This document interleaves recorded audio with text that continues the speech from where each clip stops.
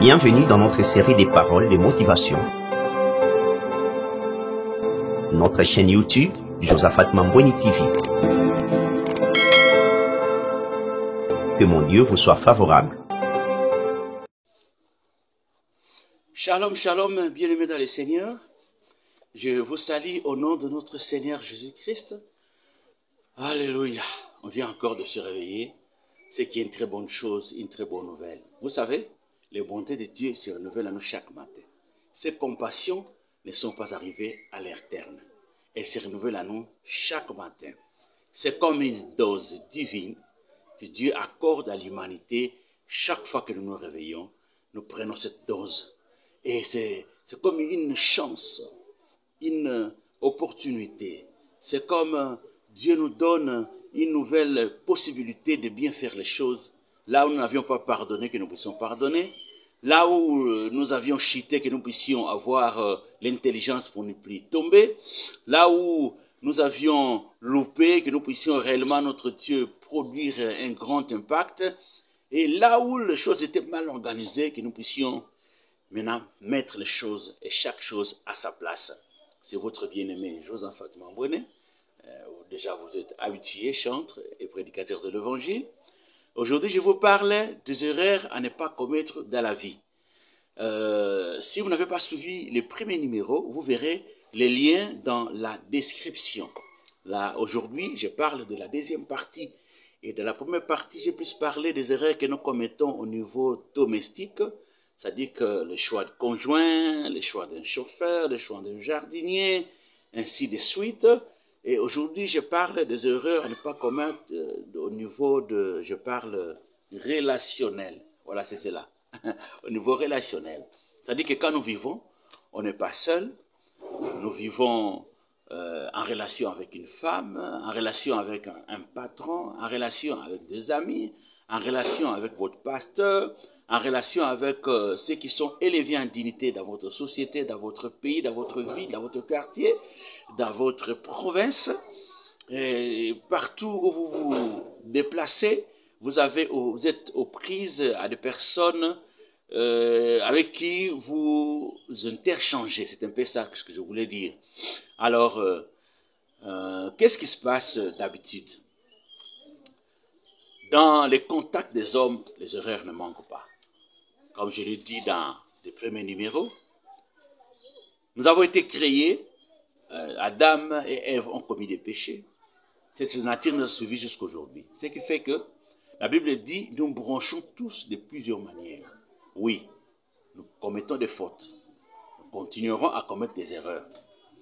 Mais cependant, les erreurs que les autres commettent nous donnent une sorte de jurisprudence pour ne pas tomber dans les mêmes erreurs que les autres. L'Esprit de Dieu, qui nous donne la sagesse, peut nous donner la puissance pour ne pas commettre les erreurs que les autres commettent. Et parfois, nous vivons certains événements qui nous font comprendre que les erreurs qu'ont commis nos aînés, nos voisins, nos frères ou sœurs, ont engendré des conséquences qui ont été tragiques pour leur vie. Je vis un monsieur perdre son boulot.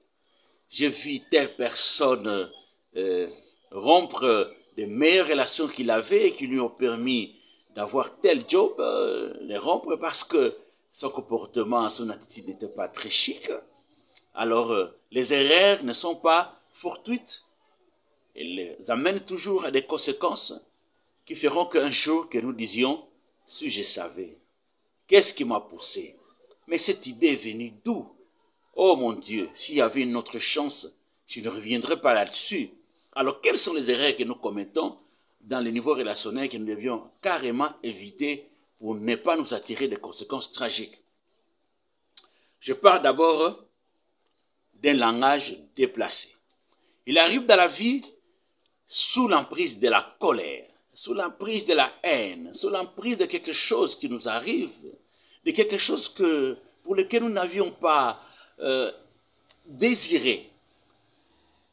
Et un événement malheureux nous arrive, nous sommes en colère, il arrive que nous puissions avoir un langage déplacé, un langage ordurieux. Moi-même, personnellement, j'ai déjà eu un langage déplacé envers un aîné. Je lui ai mal parlé, mais après quelques minutes, j'ai réalisé que j'ai commis une grande faute. Dieu soit loué ce jour-là, l'Esprit de Dieu était avec moi, et je me suis humilié jusqu'à voir la personne pour lui demander pardon. Cet événement a donné une grande leçon dans ma vie. Aujourd'hui, quand je me trouve en face, surtout d'un aîné, d'un pasteur, d'une autorité, même quand je suis fâché, même quand l'autre a commis des fautes, je réfléchis par 5 fois avant de prononcer un mot. Ce sont des erreurs que je ne commettrai plus. Avoir un langage déplacé, un langage ordurier, surtout envers les enfants quand ils commettent des fautes.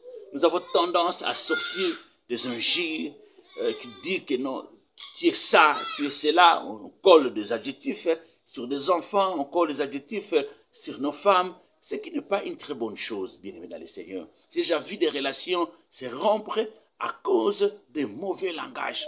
J'ai déjà vu les femmes être répudiées, mises en congé à cause d'un langage ordurieux. Tu manques de respect avec ton mari.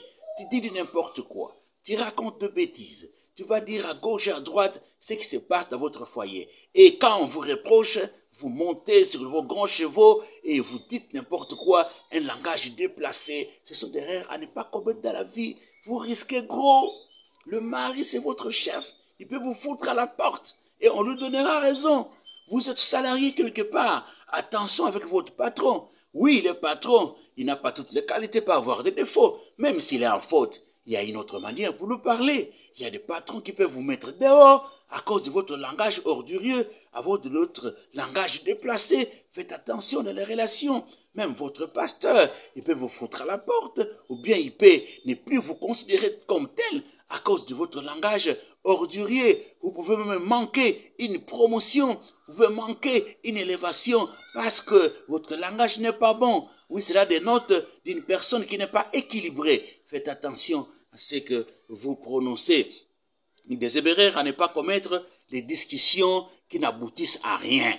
Même la Bible dit, quand la tempête commence à s'élever, retire-toi. Il y a des moments où nous discutons sur les femmes, nous discutons sur le football, nous discutons sur ce qu'il faut manger. Ça, vous savez, il y a un dicton qui dit les goûts et les couleurs ne se discutent pas. Si moi je suis du Real, l'autre est de Barça, même si nous commençons à discuter, personne n'ira convaincre l'autre. Donc, quand vous entrez dans une discussion, vous sentez qu'il n'y a pas d'issue, arrêtez.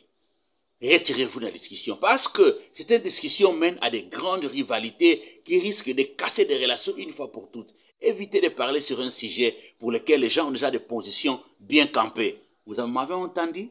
Vous m'avez vraiment suivi? C'est important dans la vie. Il y a des gens qui s'amusent à crier, qui s'amusent à discuter. Ça, ils en font leur vie, un style de vie. Toujours discuter. Quand quelqu'un donne un avis, ils ne sont pas d'accord. Il faut discuter, surtout aujourd'hui au Congo où on parle de la politique, où on parle, on injurie ceux qui gèrent les institutions. Mais ce n'est pas possible. Il y a des discussions sans fin. Aujourd'hui, avec la Ligue des Champions, il y a des discussions sans fin sur tel joueur, sur telle équipe.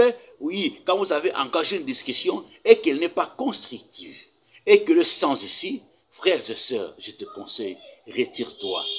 Tu risqueras de faire grandir dans ton cœur de la haine, de l'animosité, à cause de quelque chose qui ne vous donnera aucun bénéfice, aucun profit. Vous m'avez entendu?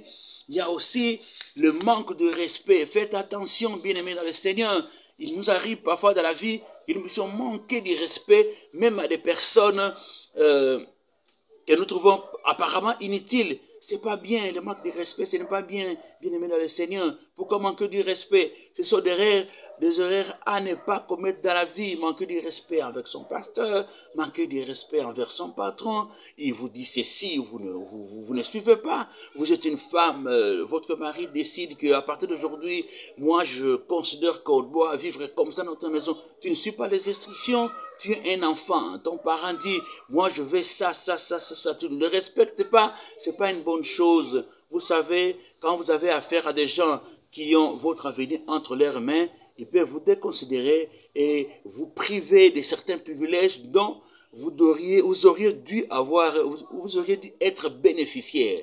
Oui, la plupart des gens ne montent pas en grade parce qu'ils sont irrespectueux. Il y a des gens qu'on met de côté parce qu'ils sont carrément irrespectueux. Il y a des gens à qui on ne révèle pas de secrets parce qu'ils sont irrespectueux. Il y a des gens aussi qui ne montent pas en grade parce qu'ils sont irrespectueux. Il y a des gens aussi à qui on ne donne pas des opportunités parce qu'ils sont irrespectueux. Tu vois, tu risques, à cause de ton langage déplacé, à cause de discussions sans fin auxquelles tu te mettes tout ton cou, la tête, tout ton être là-dedans, les choses ne vont pas marcher, bien aimé dans le Seigneur. Il y a des erreurs que dans la vie, nous ne pouvons pas commettre tout simplement parce que nous avons vu certaines personnes chuter à cause de ça. Que Dieu nous donne la force, que Dieu nous donne la sagesse, que Dieu nous donne l'intelligence. Nous allons prier, Seigneur, aide-nous. Dans ce monde, c'est plein de pièges. Dans ce monde, comme tu l'as dit, nous brancherons de plusieurs manières. Mais Seigneur, notre Dieu, épargne-moi, épargne celui qui m'écoute de ne pas tomber dans des erreurs qui pourront engendrer des conséquences regrettables dans leur vie. Que Dieu, ton nom soit béni et glorifié à jamais. Amen. N'oubliez pas de liker, n'oubliez pas de vous abonner, n'oubliez pas de partager pour permettre à ce que ceux qui nous écoutent, ceux qui sont vos amis, vos parents, vos travailleurs, ne commettent moins d'erreurs dans leur vie et des erreurs qui ne pourront que créer des conséquences qui seront regrettables dans la vie. Alléluia. Merci.